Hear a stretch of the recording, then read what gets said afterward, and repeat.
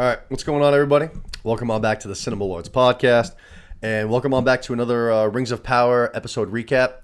Going to be doing episode 5 tonight, which is, let's see here, Hall of Stones. This was a good episode. I like this one.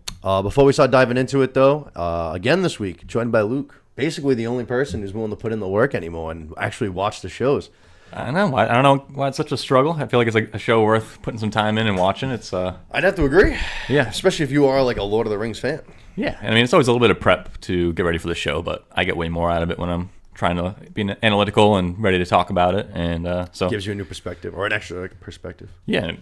Makes me just like the show that much more. And there's a lot to dig into with all the Lord of the Rings stuff. So a lot of that this week. And I agree. It was a better one this time around.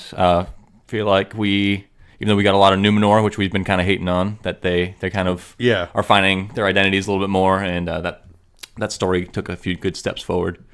I would agree with that. And some more cool stuff with Celebrimbor and Anatar / Sauron, and lots of good stuff to get into, and I think it's taking the season in a good direction. Yeah, only 3 episodes left, which is almost kind of disappointing. Hopefully we see some shit pop off. Yeah, going quick. A couple things I want to talk about at the end of the episode I hope I don't forget about. But altogether, like I said, I liked this episode. But yeah, I couldn't believe fucking like Seth hasn't been watching it. Ledoux hasn't been watching it. It's crazy. They're not even keeping up with it? No. I talked to Ledoux yesterday. He was like, I haven't seen any of the episodes. He was like, I'm at the Patriots game too, so I don't think I'll be able to get to watch them. I was like, Jesus Christ, Ledoux. He's going to lose his title here. Yeah, he really is. He really is. About to just name you my official co-host. Yeah. The aficionado of all things. Yeah, for real. So like I said, Halls of Stones, the name of the episode, and we're gonna open up with King Durin, and he has got his new ring on. So we know that these 7 rings that they were trying to make came out successfully, or it seems like they came out successfully. He's popping one on, but that's it. We just see the other 6 basically just chilling on a pillow. Yeah, but kind of calling to him maybe too. It's like get that first kind of creepy voice calling to him. Yeah. Which is interesting that they're kind of tapping into the stuff we remember from the One Ring. I always thought that was kind of like unique to the One Ring, but we're going to find out a little bit of that reasoning for why, which is cool. Right. I also just thought it was a little bit like it seems like he's pretty indecisive about who he's going to give these motherfucking things to. You know what I mean? You would have thought, at least I would have thought right away that his son was going to get one. Like, all right, bro, you're my son. You're next in line. Here's a ring. Right.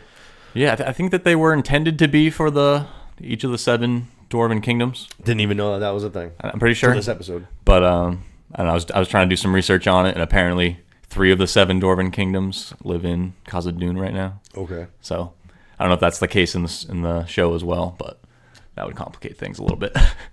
Okay. Definitely, yeah, like I said, didn't know. Just thought like Khazad-dûn was just like home of the dwarves. That was it. Right. Didn't realize there was inter-dwarven warfare going on. Oh yeah, a couple different factions. I think they mostly get along, but one of the other ones is actually like the source of the beef between elves and dwarves. No shit! It's not even the Khazad-dûn guys. It's one of the other clans. Douchebags. Yeah. Let's see. We see that. So like I said, Durin's gonna start going through like these tunnels. They're still trying to find a way to get sunlight into the cave or whatever you want to call it, into Khazad-dûn, to grow these crops. Yep. And he's going along the wall with his ring. A voice, kind of like you said, starts calling to him, and he's like, all right, we're going to fucking crack in right here. And it's Durin and basically like a stonemason, head of the guild. Yeah, it's a guy we've seen a couple times, and I think he's the one that makes that door to the west. Yes, which is cool. West I like entrance, that scene a lot. Yep. But basically they're like, yo, King, like we can't hit this wall. It's like whatever you want to call it, like a foundation wall. The whole thing will come crumbling down on us. And he's like, dude, if you're not going to hammer, like, I'll fucking do it my goddamn self. And that's exactly what he does. Just fucking starts hammering at it by himself. Turns out he was completely right. Yeah. Still kind of a little scary. Doing it like a man possessed, you know? Yeah. Remember how scared he was of doing the tiniest bit of anything. Mining, for the mithril. So definitely had some changes to his character. Got to assume it's because of the ring in a lot of ways. But a whole new guy. And pretty instant, too. I thought the dwarves were supposed to be a little bit more resilient too. Clearly not. But yeah, it could be because these rings are broken in some other way. But that could be true. Yeah. That could be true. Obviously, we know Khazad-dûn's going to fall, so there's going to have to be a reasoning for why at some point. Right. I have to imagine, broken rings, that'll do it. Let's see. So like I was saying, Durin and the stonemason, they kind of say, fuck you, and the king was fucking right on the head. So he starts going along all the walls, fucking hammer here, hammer here, hammer here. Sure enough, right all the time. So we got our sunlight back. Khazad-dûm set to roll. Yeah. Yep. Seems good. Looks like everybody's happy about it except for Disa. Yeah, we see that. And her little other mountain singer there. Right. So, obviously they'd be mad that their technology is kind of getting outdated right now, so that could be all it is, but it seems like they're more have like a bad feeling about what it means. Outdated is a good way to put it. I like that. Yeah, they're old tech now. Yeah. I like that a lot. Yep. These computers are coming in here and ruin everything. Yep, we don't need calculators and spreadsheets anymore. We got Excel. We'll just do it. That's a good way to put it. We see. Oh, this part was interesting. Celebrimbor is meeting with a bunch of like the dwarfs, but it's like just the stonemasons, like just the smiths and shit. Yeah, it seems like they just.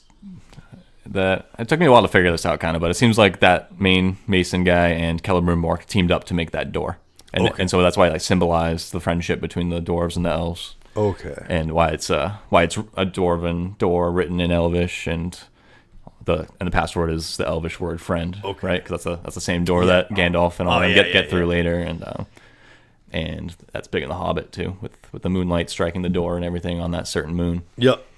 You can only see it under the night of the moon. Yeah, but so it seems like that's the symbol of their friendship, and also a really impressive magical / smithing achievement.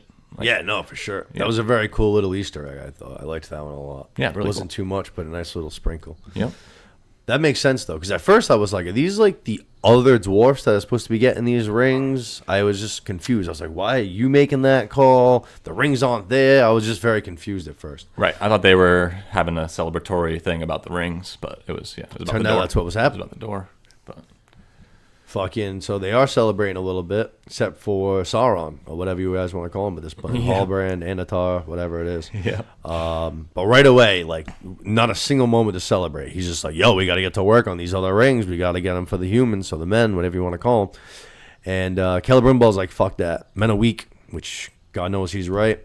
Sauron says, we'll pick them ourselves. Celebrimbor's still like, no. And then he says, all right, fine, I'll do it my fucking self then. Yeah, and it was interesting to see Celebrimbor actually calling out Sauron for being manipulative. He's like, is this a game you play? That's true. You just plant these ideas in people's heads? And they're using all these terms that they've already used these exact words to describe what Sauron's like, but it still doesn't click with him. Yeah. He hasn't had that thought. He has these thoughts that something's not right. This guy might not have good intentions, but never takes it from A to B and he's finally having the success he's always wanted, so he's definitely putting blinders on a little bit extra. Yep. That's why he wrote that letter in the first place. Exactly. Seeking glory. And he's been here for so many fucking years now, hundreds of years. Yep. Which was just a long play manipulation by Sauron getting him to write that letter. Right. And I thought that was cool how it all comes back around and everything.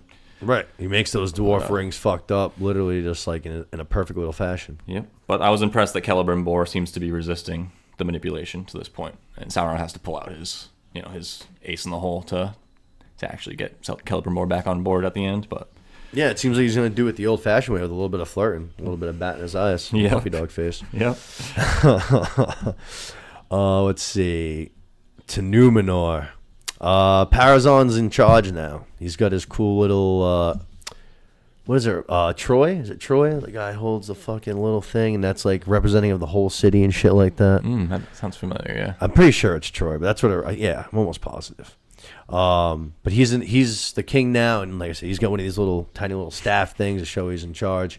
But he kind of isn't happy by it. One of those things where you finally get what you want, but now it's not exactly what it thought it was. Yeah, immediately greedy for more and resentful of the elves, right? He's looking out at that place they're not allowed to go, and it's every sunset's a reminder of how we're immortal and they're not. And so he's immediately just getting sour and almost like he has a ring. His character's changing because he seemed kind of evil, but. Yeah, he always seemed kind of evil. Even his son's confused.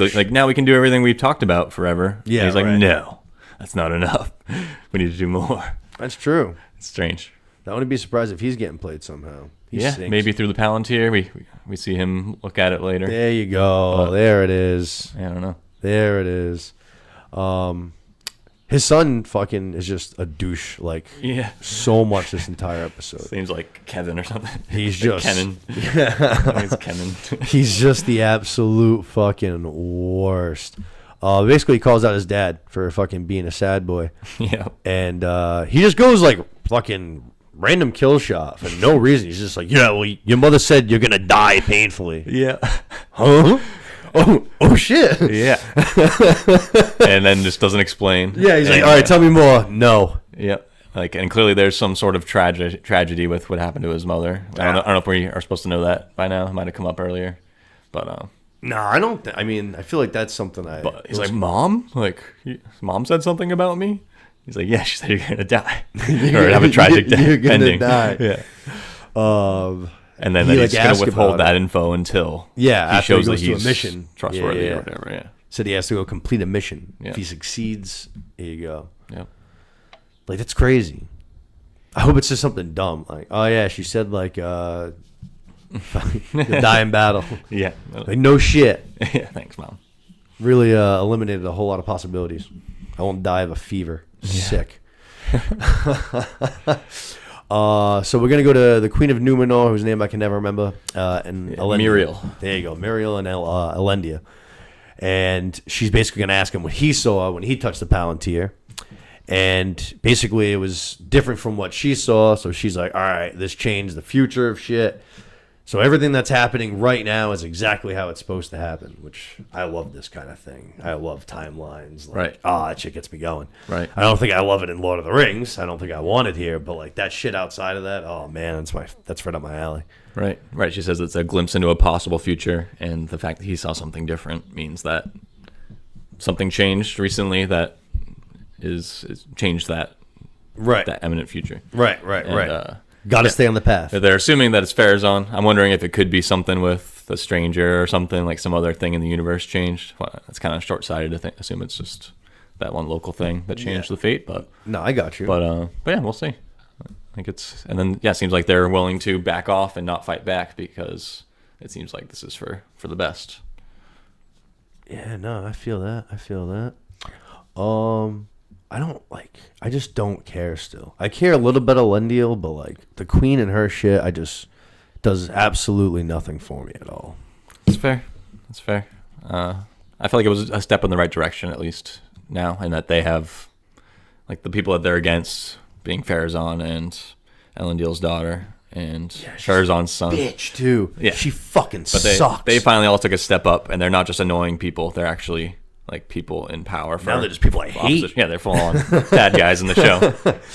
They're fucking with our heroes. Like, so now we can actually hate them for something other than being useless, weird characters. Yeah, now I really fucking hate them. Right.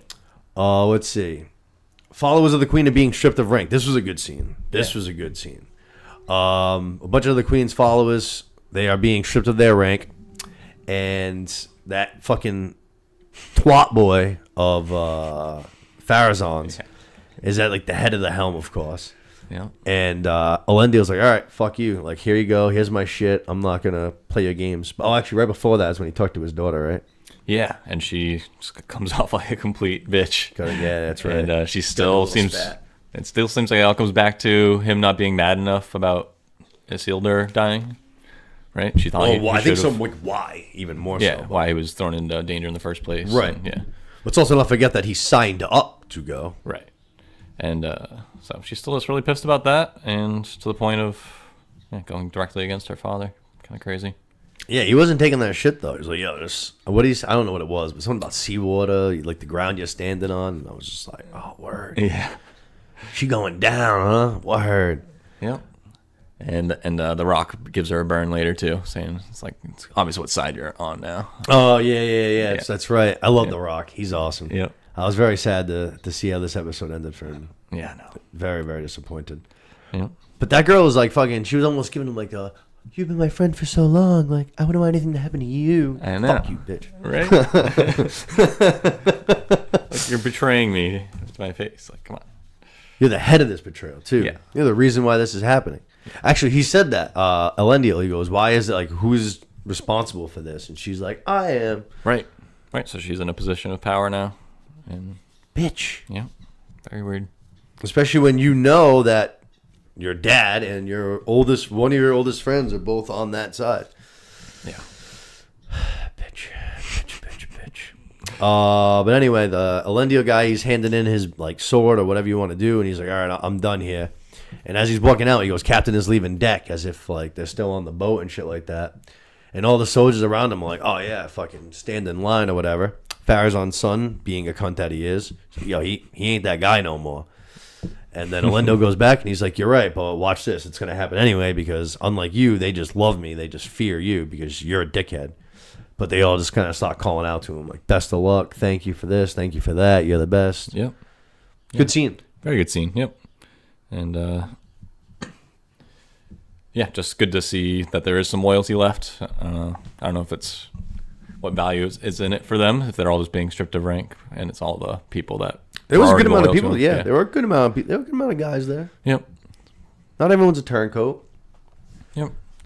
But yeah, we'll see if we get some sort of rebellion going. Seems like the new rule is pretty strict and strong right hand. Yeah, they're gonna have to get out of Dodge, I would imagine, at some point. Yeah. Regain strength, figure out what to go from there.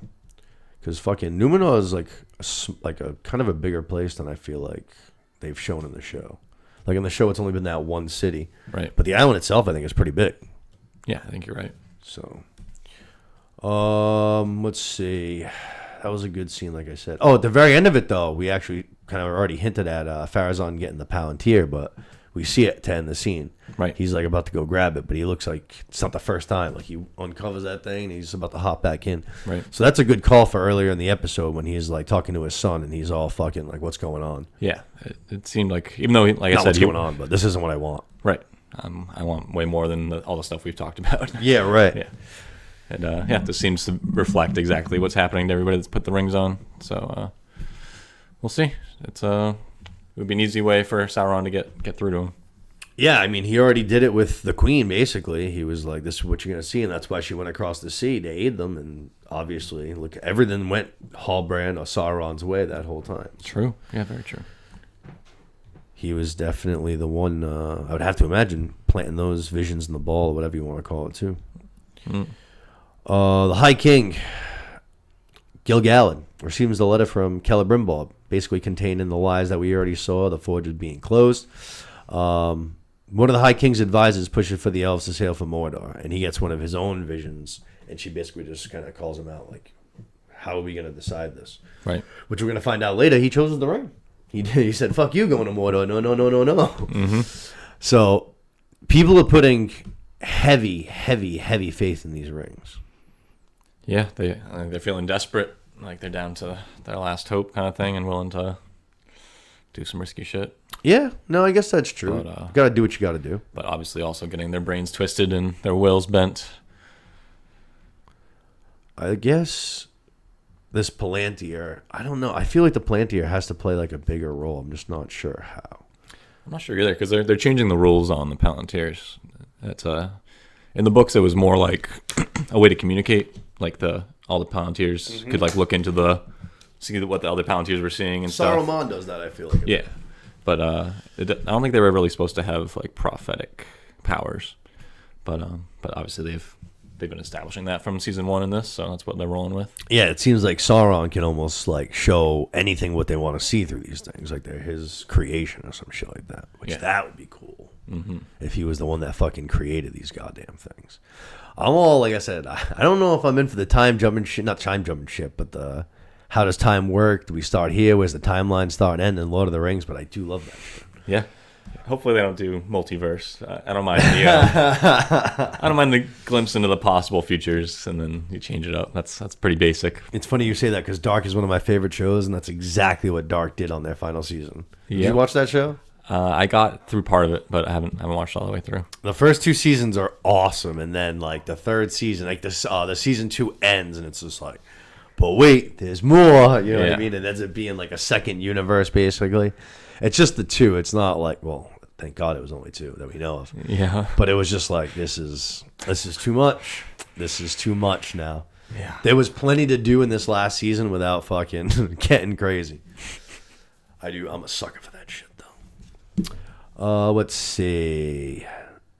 Oh, back to Khazad-dûm.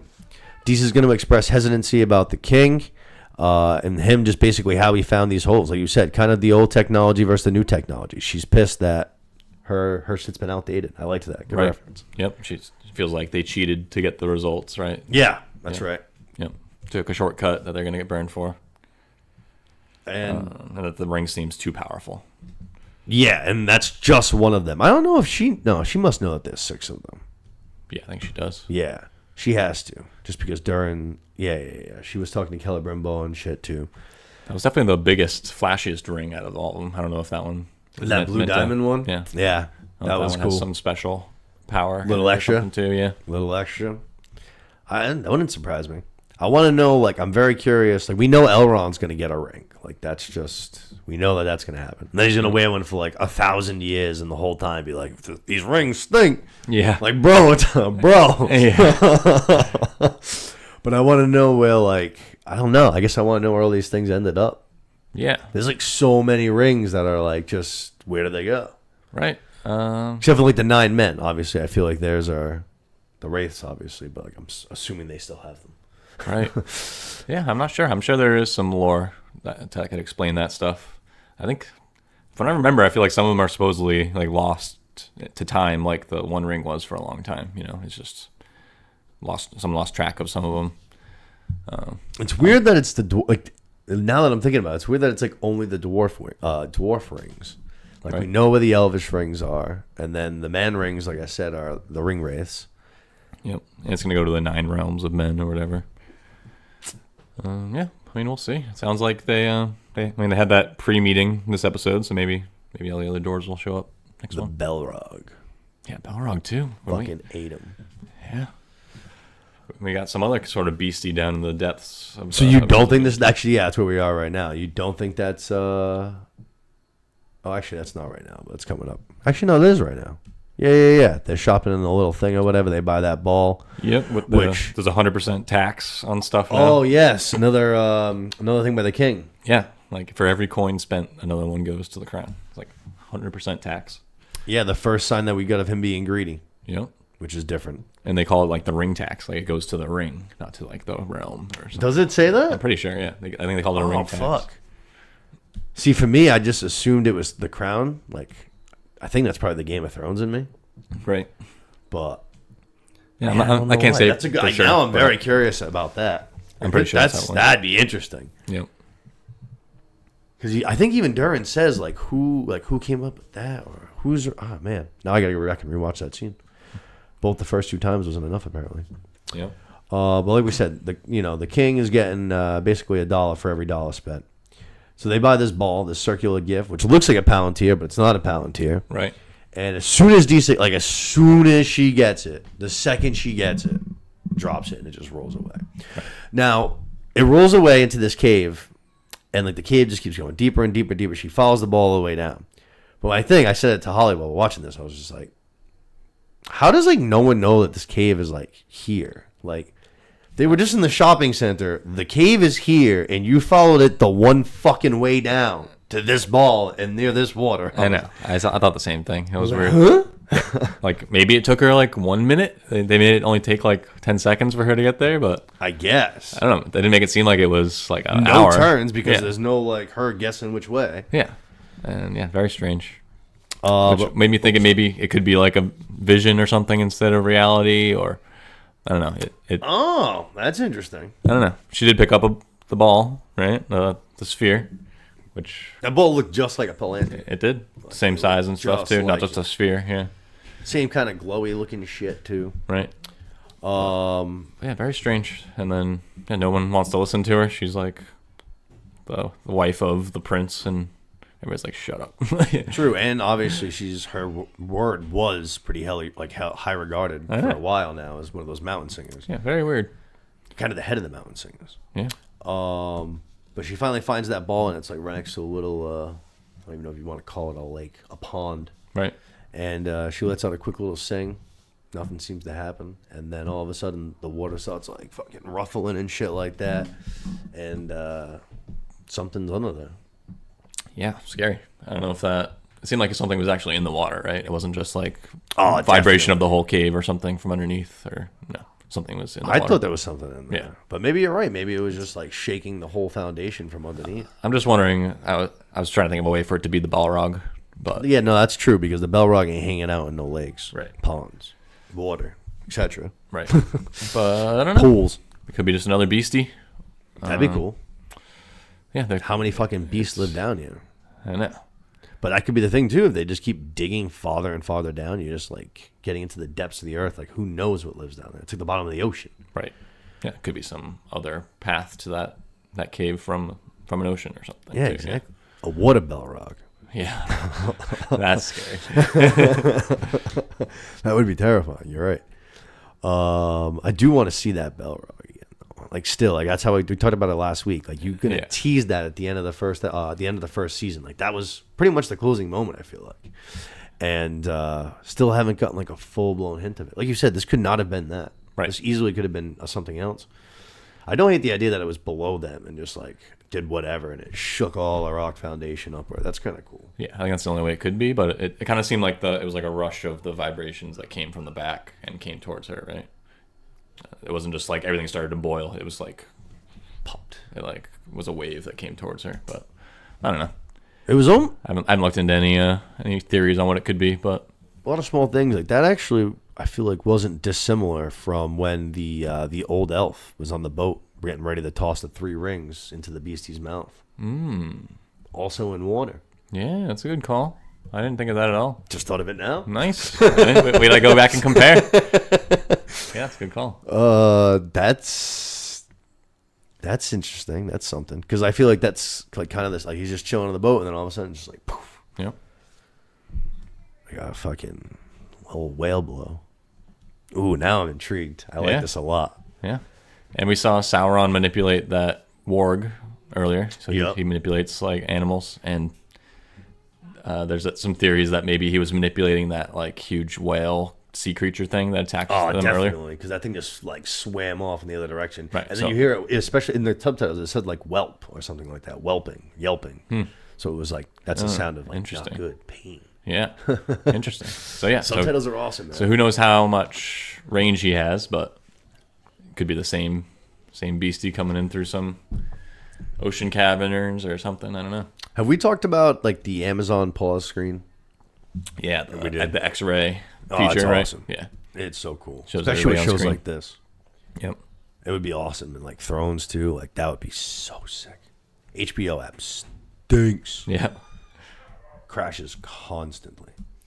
But yeah, so we get a little I like that though. Like you said, like a deep entrance like underneath because it just keeps going down. Yeah. And that's like the same beast that comes up and fucking Could be. I like it. Or just something controlled by Sauron. Could be some other new beastie. But Yeah. we'll see. I like it though. These are all good. These are all very good. King Durin's gonna summon in all the number 2s basically. All the number 2s from all the 7 kingdoms. And they're like, yo, like I got a ring of power for every single one of you. He's like, you see how I saved this place? There's sunlight everywhere. He's like, this ring, I'm very powerful. I'll give you guys one. But there's a price to pay. And we don't find out here, but we're gonna find out shortly that he wants half of every mine, basically, from all the kingdoms. Hefty. Like what are you even gonna do with all that? Right. That's the greed that we see. Like, with everybody who gets the Arkenstone and the Hobbit and stuff, and like so that's like one of the downfalls of dwarves, I guess. And it doesn't take long for that to kick in for Durin the Third here. No, for sure not. There was also something interesting that happened that I kind of passed over real quick before he. Oh wait, no, is that this? Yeah. He tells the law thing, right, with the revoking of the law. I think that's here, right? Yeah, he says like to dig deeper, and then the guy that he's giving the order to is just like, "Yo, what do you mean dig deeper? We can't." And he's like, "Who made that rule? You did." He's like, "Scrap it, bad idea." Yeah. So he's got like almost a whole different brain in his head right now. He doesn't even remember that, and we're gonna see that happen again actually, where he doesn't remember shit. Yep, Actually, right that's here after. too. Yeah, that's right. That's right. Yep. And it was a very Bilbo moment. I don't know if you remember that. When he like jumps out. Well, that too, but there's a part in the very first movie where he freaks out. I think he thinks Gandalf took it from him, and he's like, it's in your pocket, bro. Yes, that's right. Like, that's right. He's like, that's right. I must have put it there. Like, he even said like it gets so heavy or something like that too. He did say that. Yes, he said your hand was heavy. Yep. Good catch. Yep. But yeah, he doesn't remember taking it off or where it came off or even saying that until he's reminded. So almost like he's being puppeted or just so lost. Wouldn't the ring would want it off though, right? I mean, the ring would want it on. I'm sorry. Right. You'd imagine. You would think, yeah. Unless it's trying to find its way to someone else. That's kind of a feature that they've talked about with the One Ring, that it found its way to Bilbo or whatever because it was so stuck in the depths of wherever Gollum was hiding. Oh, man. Like it kind of found its way out. I like that. Yeah. This is getting wild. Yeah. This is getting wild. I like that. I'm starting to come along. I'm starting to change my mind about this time thing. I'm starting to come around, I think, a little bit. Cool, yeah. I'm a sucker for it. I'm not to get crazy. I'm not too protective of the lore and stuff. I don't know it that well where I don't feel like know it has to go a certain way. I did buy the Fellowship of the Ring this week, though. Let's go. I did buy the Fellowship of the Ring. I bet you'll tear through it as soon as you start. Yeah, I think so. Not too long either. I saw like 400 pages, and I was like, this is doable. That conversation last week on here, I was like, this is not what I expected. I was expecting like 3 more fucking Thrones books, and I was like, I don't have that commitment in me right now. Yeah, no, it's doable, and not like really hard speech or anything. Like all very relatable stuff. It's true. There's also an awesome audiobook that Andy Serkis does. Oh, that's pretty cool. Pretty sick, yeah. He's always doing shit, I feel like. He's like always working on something. And it's not always like he's acting or directing or he's great. Fucking reading, apparently. Yep, we loved him in Andor. Oh, he was really good in Andor. Yep. That's right. That show, second season of that show is coming. Ow. If the second season of that show is anything like the first season, I'm going to fucking sleep through it. Sleep through it. I thought it was so good. It's all right. It was like wicked well made. Like I want those guys to make a Star Wars project. Mm-hmm. It'll be dope. It'll be awesome, and I'd love it. Let's see here. Oh, I liked this line too. He tells Durin that Disa can only hear the mountain, but he can see it. I thought that was interesting. Yeah. I don't think it's here, but maybe later he clarifies that he can see every single gem and stone in the whole thing. And we've been sitting on a gold mine for all this time. Yep, and like we didn't even know. Like we've only scratched the surface of this gold mine. Now, so like he just is one with the earth somehow. I don't know. I'm thinking if he's like giving all these orders to dig deeper, and then everyone's digging deeper, and he's taking half of everything from everybody, basically. He's just creating a huge lump sum. So if Sauron's still like manipulated these rings, he's going to show up one day and just be like, well, this is all mine. Thanks a lot. Yeah, true. And can pretty much just like bring that place down on its head. Yeah. Or just, you know what, open up the fucking doors for the Balrog and just be like, yo, like, I think take that care is of what this happened. for me. Yeah. But actually, I'm just kind of remembering this now, but in Lord of the Rings, when they find that room where like Durin died with the book and stuff. Yes, like, yes. They read from the book and it says like drums from the deep, like we've awakened something. So it's a combo of the Balrog and orcs or something. That's a good if they stick to that. Like, what do do-dum. What did you just say the name of the like skeleton holding the book? I think it's also Durin. No shit. Yeah, it's supposed to be like a it's kind of weird that both of our dwarves are named Durin because it's supposed to be king and prince. This like ever living like soul, kind of like Dalai Lama kind of thing. Okay. Where he's reborn, but instead of being reborn instantly the second the Dalai Lama dies, it's supposed to be like comes back every few generations. Okay. And he exhibits all the same exact features and characteristics of the previous one. I like and it. if they do that enough, then they are declared the rebirth of Durin. So that's when they become Durin the Third or Durin the Fourth. So that's wild. So it's kind of weird that there's two of them at once. Kind of goes against that. So that maybe they're just scrapping that. But that's an interesting idea, though. I don't hate that at all. Peek into the lore. There's a lot of cool little fucking lore shit. I feel like I'm gonna really love once I get into it. Tolkien's the OG lore guy. So let's see. Yeah, we know what's going on in Khazad-dûm. King's going wild. Disa's against it. Let's see. Oh, this is good. Sauron and the Smiths are attempting to make these new rings. run into a whole bunch of problems. Yeah. And you could tell, like, I feel like even that might have been intentional.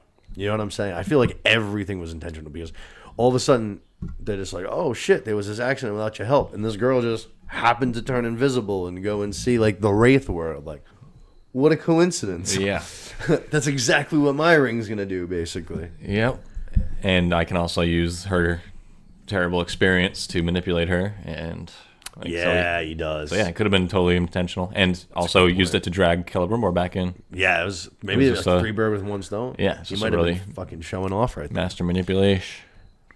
So he did. He like, Celebrimbor, like, we need you, bro. Like, we can't do this without you. Mm-hmm. They did do, and he like snuck in again too with that fucking like lying about fucking the letter, and that's the deceit. Right. Sprinkled into the fucking ring. And he's like, this is your doing. Yeah.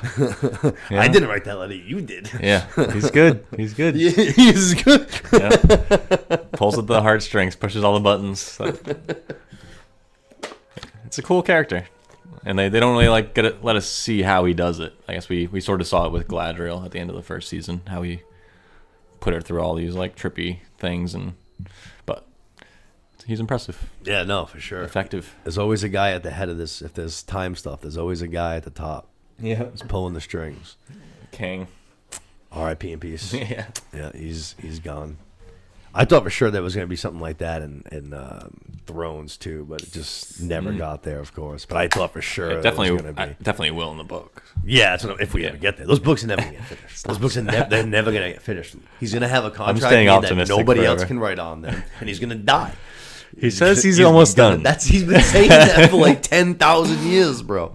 Optimism, baby. You seen Logan Lucky? Yes. That like reference still plays, and it's been like 8 or 9 years where like this inmates literally like, no, we're not like letting the guys out until we get Winds of Winter. Oh shit, I forgot about that. That's mad funny. The guy's just like, Winds of Winter hasn't come out yet, and he's like, that's bullshit. Like, yeah. George promised that shit 5 years ago. That movie's great. That movie Channing Tatum. That movie is really good. Just came to Netflix. Craig. Shout out Netflix. Just came to Netflix. Nice. That's worth a rewatch. Yeah, that's a good fucking movie. I've seen it 2 or 3 times now. I might even watch it again now. It's on Netflix though. Hell yeah. I got a lot to watch though right now. I have a lot to watch. I almost have like too much. I'm prepping for that back to school draft. So I've been trying to get some of those in. Then on top of that, I have something in October that I'm trying to rewatch a bunch of shit for. And then all at the same time, I'm still trying to sneak in a couple of horror movies like here and there. Nice. Yeah. I think you can trust yourself on what you remember from most of the things, but I respect the dedication to the craft that you're actually going back to them all. Yeah, no, for sure. There were a couple too, like say like last night, because Holly's doing the draft and she wanted to like just catch up or see some more things, and we happened to get on the topic of Whiplash, and I was like, she had never seen it. I was just like, we should definitely watch that. I've seen it like fucking 12 or 15 times. It's pretty short too, right? It's not too long. 95 or something like that.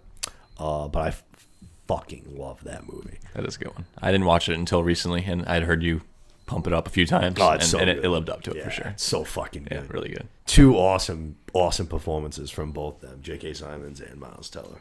Very good, yeah. But anyway, like I was saying, making the new rings, 3 birds, 1 stone. Got Celebrimbor back. Fucking got this girl to flirt with, basically. And then found out that the rings work the way he wants them to.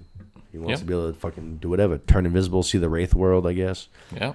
Is he like trying to build this Wraith world? Does he already know it exists and he's trying to use it? That's another thing I'm kind of interested in. Like, has he been there? Or, like, he says he's been there already. But like, how? It's a tricky one. We can't really rely on the lore for that one either, because there's like some other loophole that certain elves who have been to the certain place are supposed to be able to see both realms. And Celebrimbor is one of them who's done that. So that we can't really look to the lore to figure out what's going on there. They're definitely changing up some of the rules.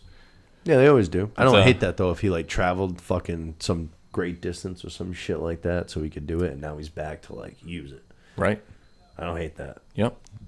It could be it's the realm of that the gods see or whatever he said. It shows you pure your pure intentions and stuff, right? So there you go. Maybe that's the black and white world that the Valar see. Death, destruction, bad. Yeah. But yeah, and then I think that might have been his plan. Maybe he knew how to make one of those rings already, and so he just did that to win over the girl and manipulate Celebrimbor. Just doing a little bit of experimenting. And he like fucking... You could tell too. He's just standing there watching it all happen. He's like, "This is good. Yep. This is very nice." Yep. And then he suggests that it could be, that it's most likely Celebrimbor is that evil spirit that she saw. Right. That was the evil in the room with you. Oh, right. Trying to find like an outlet. Trying to put the target on somebody else. Yep. Actually, that's too because that's when Celebrimbor joins back in, and like after he walks away, he like plays good cop. Yep. He's like, all right, like I know he's asking for so much from us, and it seems impossible. Yeah. But it's just because he believes in us, and like we're gonna get it done, gang. Yep. And it's just like you manipulative fuck. Yeah. And he has some sort of a veil too, where even when people see that he's being manipulative, they still go along with it. Yeah. His fucking ability to just deceive. Not even lie, but deceive. Yeah. And then like we kind of hit. He just kind of gives batty eyes to the girl before he passes out. Like moves her hair and like says she looks like Galadriel, which I'm not entirely sure. Is like that's supposed to be because she's an elf too. Like oh my god, Galadriel. So there definitely is some significance given to Galadriel's hair in like Lord of the Rings and stuff. That's what Gimli asks for as a gift when they leave Lothlorien, the woods there. He's like, I just want a piece of your hair, and she gives him 3, and he's just like blown away. He's like, oh, I can't even believe what just happened. No shit. And there's another story before that where she denies an elf who requests like a strand of her hair, and she says no. And so I don't really know what sort of power it is, but she's known for just being incredibly beautiful, and her hair is the most magnificent part about her. Interesting. Yeah. So that was, even though it seemed kind of weird, like, hey, you look a lot like this girl I used to hang out with. It's not just some girl you used to hang out with. It's the girl with the most beautiful hair of all time. Yeah, I got you. Mean something. Yep. We got to, I would imagine, the best scene of the episode. I didn't love it because it kind of broke my heart, but yeah. We got Elendil, we got The Rock, and we got I don't know, whatever. You got some followers, and they're gathered at a shrine. They're all praying. And this twat bitch, Pharazon's son, shows up, of course, because he's an asshole, and shuts the whole fucking thing down. And goes up to Elendil and goes, "How do you feel that you have a daughter who's embarrassed by you?" And I was like, "You gotta smack him right there." Yeah, like you gotta smack him right there. Yeah, he's just trying to listen to the queen and not overreact and keep his cool. But, exactly. Yeah, trying to play his role. Yeah. One old guy comes over. He's like, "I can't leave without my statue." Elendil commands. That might have been part of the problem. Called him a boy too. Like that ain't helping. This might not be the time for that. Right. What's that bees and honey thing with fucking? There's a saying there. I don't know. Something like that. You'll learn with bees. I don't know. Buzz. There's something there. Buzz. Don't call him a boy.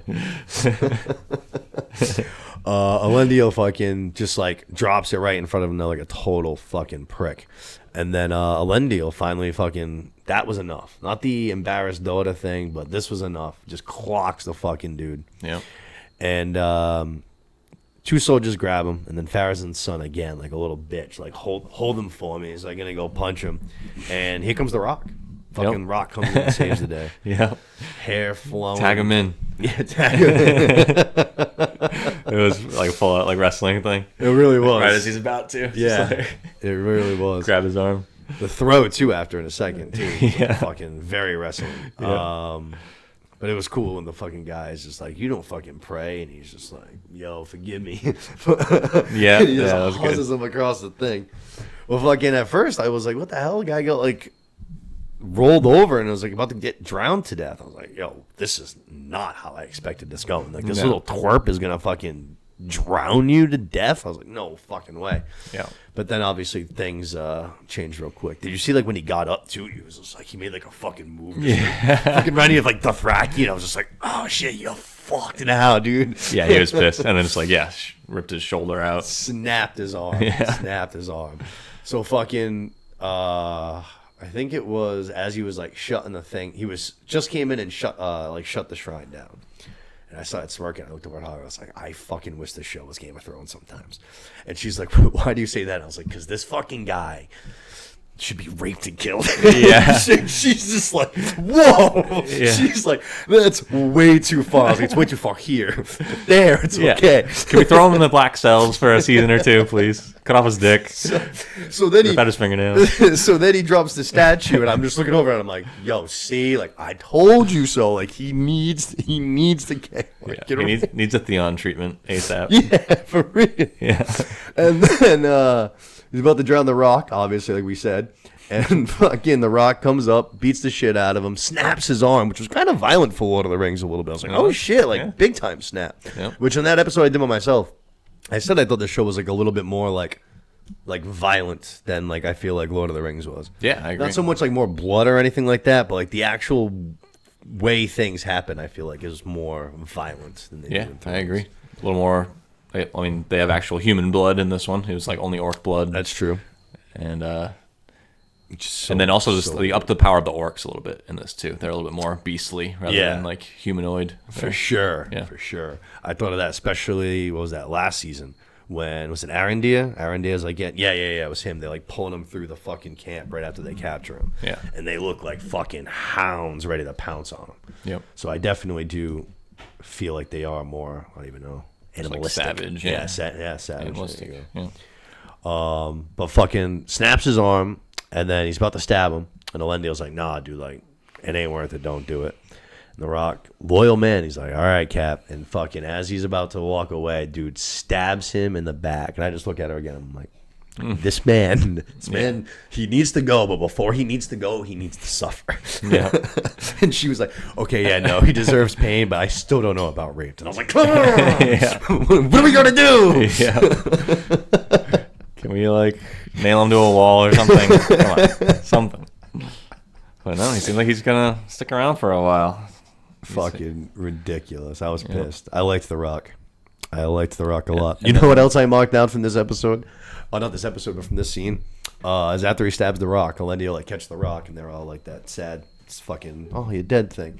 And you see him, and he like cleans off his sword by literally like putting it in the water and like washing the blood off. I'm like, bro, have you ever had blood on your sword in your life or watched any movie? I know you guys don't have movies, but you just like fucking you just take that shit and you just make it all cool. Like he's like fucking washing it off with a little face cloth and got a little thing of soap, pulls it out. Very, very dainty. Yeah. I was just like, bro, like what the fuck? Act like you've been here before. Yeah, very weird. Which obviously he hasn't been here before. Yeah, it was strange because it almost seemed like he was honoring the holiness of the place. Maybe like the water was. The holy water of that area was clean the blade or something. But it was right after he just disrespected all of it. So. Yeah, that's definitely different. That's interesting. Yeah, I don't know. That's what it seems like. It was like a holy place to pray. They said it was a shrine and shit. Yeah, and then they're going to turn it into an aqueduct. That's what they came down there to say. So it's definitely on the water. Yeah. And the old guy right at the beginning said that this was like the oldest or one of the oldest shrines like in Numenor or something like that. So it's probably old, right on the water. And I'm pretty sure that they are like worshiping the Valar, like, which are the real gods. So like they are correct about what they're worshiping. It's not like the crazy religious people. They're worshiping the creators of Middle Earth. And, I got you. And all that. The correct ones. Yeah. At one point in the episode, Elendil said he was like losing faith, but then the queen was the one that fucking made him find it again. Yeah. Like, yeah. Sometimes you got to make your way back to God. Yeah. I found Christ. Like Mace, man. You left the game. You left the game for faith. Yeah. Celebrimbor and Sauron, they have a little tiff going about basically the malfunctioning of these rings. Because Durin came and he was like, yo, like these things are fucked up. Which I kind of skipped over that. But Durin comes, he's like, yo, my dad's ring is fucked. Yep. And Celebrimbor's like, so can't be us. But then he has the same kind of, not same thought, but Durin's like, how much do you know about this fucking Anatar guy? And Celebrimbor's like, actually not a bad call. Now that you say that, I can't stop thinking about how sketchy and manipulative he is. Actually, yeah, mention it. Yeah, no shit. Even though I still listen to him in between all of my concerns, it still does. Now that you mention it, that's all I think about. So that obviously like kind of changes bit a little bit. And this is when we find out that, not found out, but Sauron's gonna sprinkle again, like, hey, like this ring was made with corruption. and he's like, we got to either power through or we got to tell the High King. Which, like, why is that true? Why are those the only two options that we have? Yeah. I feel like there are other alternatives. Like, we can just shut things down. We can just shut shit down. His logic to saying that, I think, is he's at least implying that there is actually something wrong with the Dwarven rings. Right. And so they, at the end there, when Celebrimbor gives his, like, let's do this speech, they say how the 9 rings are going to have to make up for. Not so just like, be better, but then also make up for that shit. Right, so they need to make up for their mistake and correct this, like, unstable power that they just brought into the world. So that's where Sauron was able to convince him. He's like, all right, we either have to go apologize, tell mom and dad that we fucked up, or... That's true. Or we can call a construction company and we can rebuild this wall that we destroyed.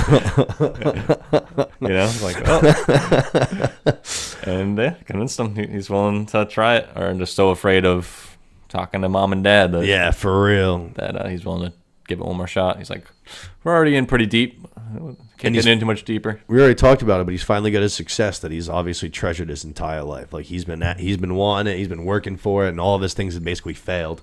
Right. And now finally, one hasn't just succeeded, but it's like changing the entire realm. You know? So to shut down the forge, that would have to imagine that would hurt. That'd be painful. Yeah. Shot to the heart.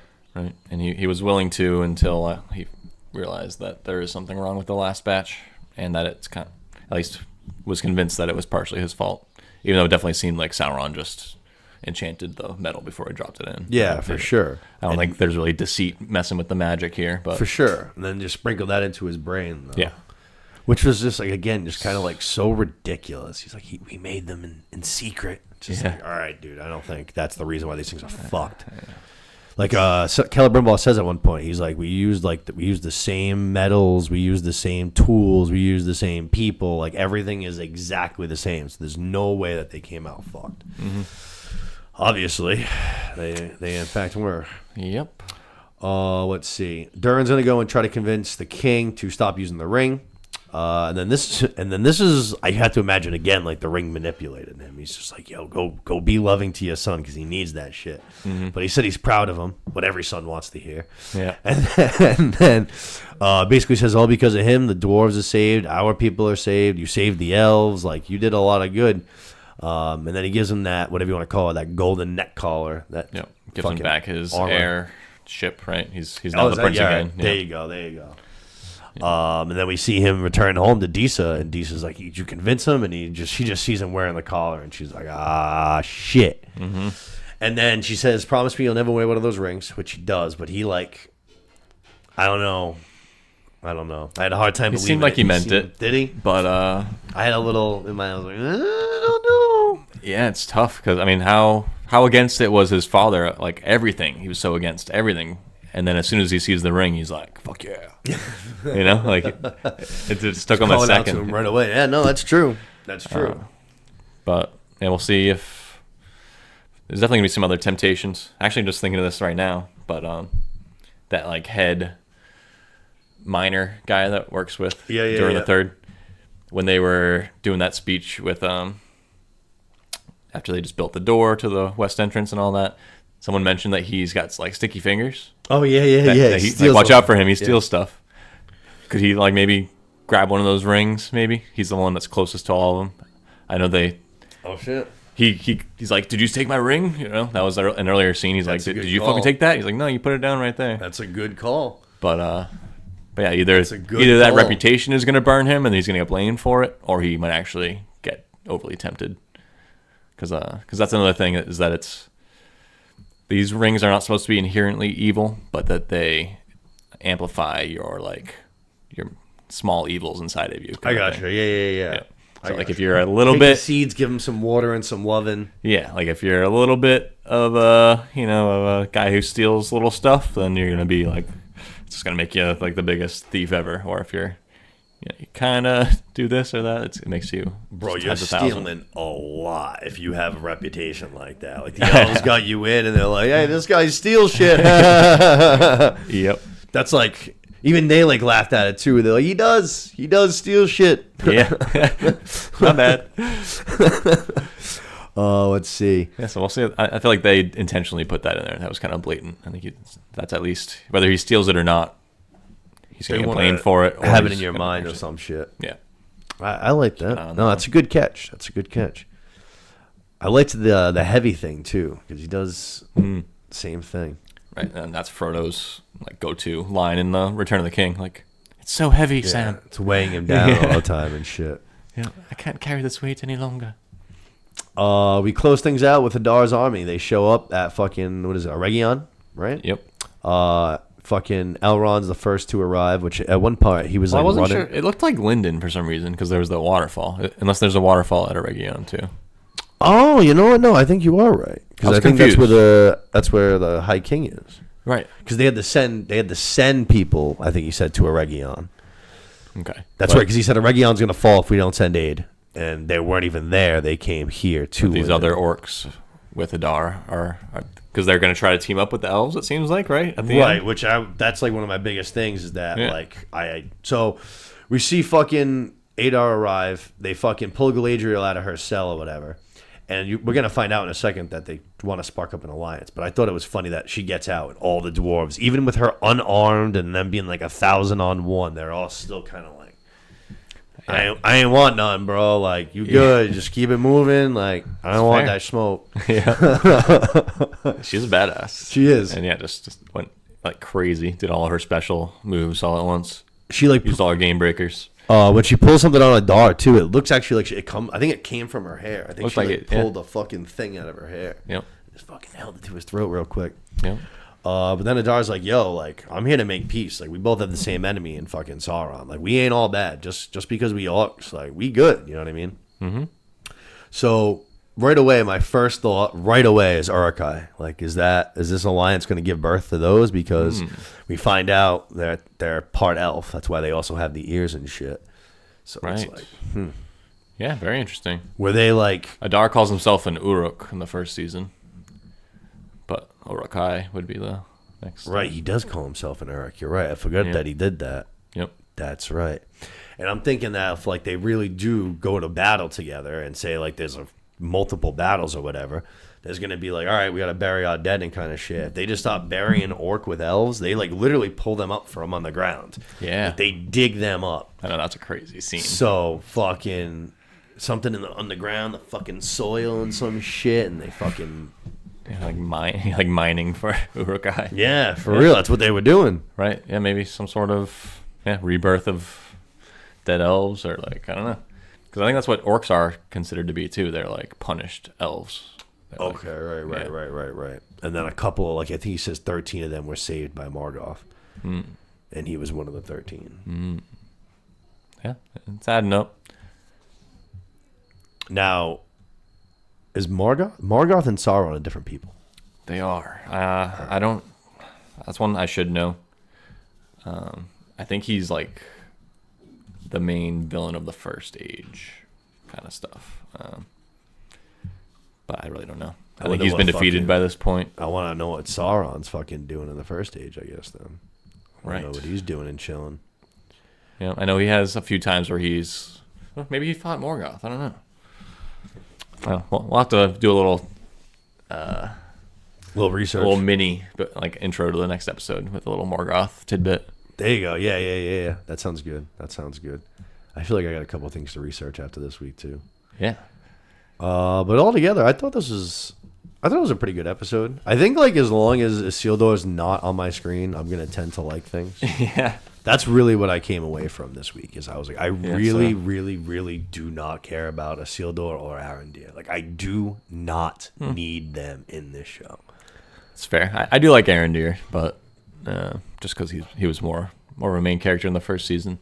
Yeah, too much so. Has some superpowers, seems like, but yeah, he does some cool shit, but he does that like fucking once every 3 hours. Right. Like, oh shit, you can jump 20 feet. Yeah, do more of that. Shoot 75 arrows at one time.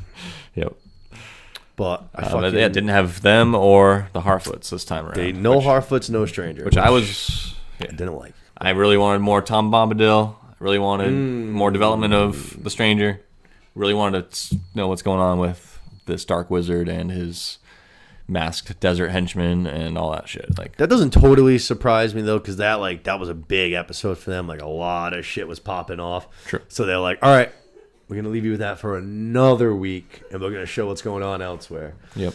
That shit used to happen in Thrones all the fucking time. Oh yeah, 4 episodes before you get back to the cliffhanger of episode 2 or whatever. And fucking the guy that fucking ended up getting the Iron Throne wasn't in a full season of the show. Just wasn't in the season. Right. Just wasn't. Not because his character wasn't introduced, just because he wasn't in the whole fucking season. Nothing major to report. Still just walking. Yeah. Still just sitting here at this tree. Yeah. No need to check. That's what I'm saying. Like, not even like a check-in. Like, hey, I learned something cool today. Just like, nope. Just don't need you. Just downloading. Just learning everything that ever happened. But yeah, no, like I said, I enjoyed this episode. It wasn't like super action-y packed, but I thought it was good Lord of the Rings stuff. Yes. And the sneak peek kind of looked like there's going to be some drama with the Durrance during the 3rd and 4th next time. Okay. I wouldn't be surprised by that. And it looks like Adar is attacking either Eregion or Lyndon. It looked like Eregion, so maybe that means that he is going to team up with Galadriel. Yeah, he said something like that. He's like, I think he says Eregion will fall and so will Sauron or some shit like that. Yeah. So, and that would inside. So that would make sense that Gil-galad would maybe agree to that, because he's like, we can only fight one of them. Yeah. And then if like a minute later, like, hey, one of them wants to help us fight the other one. Like, oh, perfect. That actually works for us. That's interesting. I don't know. He said that like he thought Sauron could have orchestrated all of it. I have to imagine that. Yeah, that was funny. He wanted them to like sail to Mordor because that's what they were going to do. Mm-hmm. And then they would attack like basically Adar's army, and they would beat the shit out of each other. And by the time they're done, he'd be like all set. Right. So I do think good call. That they did actually like read this situation right. I think. I mean, I could maybe this whole thing is a ploy. Maybe he wanted us to think that. Right. I was surprised Elrond wasn't more of like, I told you so. Yeah, for real. It's a good point. Yeah. At one point when he was running, I don't know if you noticed. At one point he's running back to Lyndon, and all of a sudden he just like grabs his collar and just rips it, and his cape goes flying. I was just like, bro, like, and he starts like hauling on it fast. I'm like, how heavy was that cloak? Yeah. Oh, it's a heavy wool. At first I was just like, bro, like, what? The wind's getting you? Yeah. Interesting. Oh shit! But then I saw that, I was like, oh man, that cloak heavy, bro. Yeah. But it was pretty funny. Like, everyone's like, yeah, Galadriel was right. You were right. Like, let's go. And then Gil-galad's like, actually, I think the thing you were saying for the last 3 episodes is right. Might have been spot on. I think Sauron's behind all this. Yeah. It's like, well, yeah, I told you that. Duh. Yeah. That's what I've been saying. When Celebrimbor finds out, I can't wait to see his face. Yeah. It's going to be so great. Like, they're going to rush in. Oh, and they're going to be like, Celebrimbor, no. And he's going to be like, what do you mean? They're like, that's Sauron. He's going to be like, oh, so obvious. Yeah. Like, oh, yeah, the one I called out for deceit and, like, said he was a god and, like, oh, yeah. Like, of course he is. I'm so stupid. What the fuck? Yeah. He just has that veil of deceit. Yeah. He is the king of deceit. Yeah, no shit. But, yeah, I think that's good turn up from the last 2 episodes. I think it was better than both 3 and 4. Yeah, I liked it. And we got some more out of the humans in Numenor. Yeah. And yeah, so I think it's turning up. I hope we. I feel like we're in a strong. good place after 3 episodes. I feel like we're in a good spot. Yeah. Yep, 3 more, right? Yeah, 3 more. Yep. Like you mentioned, we just had a lot of stuff with the Stranger and the Heartfoot, so that's going to be something good. And then obviously Adar just arrived here, and there's going to be some kind of a battle. Yep. So let's go. Some shit's going to be happening. Let's go. You got anything else this week? No, I don't think so. We'll do some research on Morgoth and get back to you next week. Yeah, I feel like they both know him, so there's got to be something there. But I think that's going to wrap it up for us here tonight. We will see you guys again next week for episode 6 recap. Hopefully we get something big this week. We have a lot to talk about next week. Luke, thank you as always for coming, joining the show. Awesome job. Of course, brother. Thank you for having me. Yeah, no, good time. Hopefully, I'm sure I'll probably see you again next week. Let me know. Unless something changes, but I'm sure you'll be back. I'll be ready, baby. All right, guys. Take it easy. Happy watching. Thank you.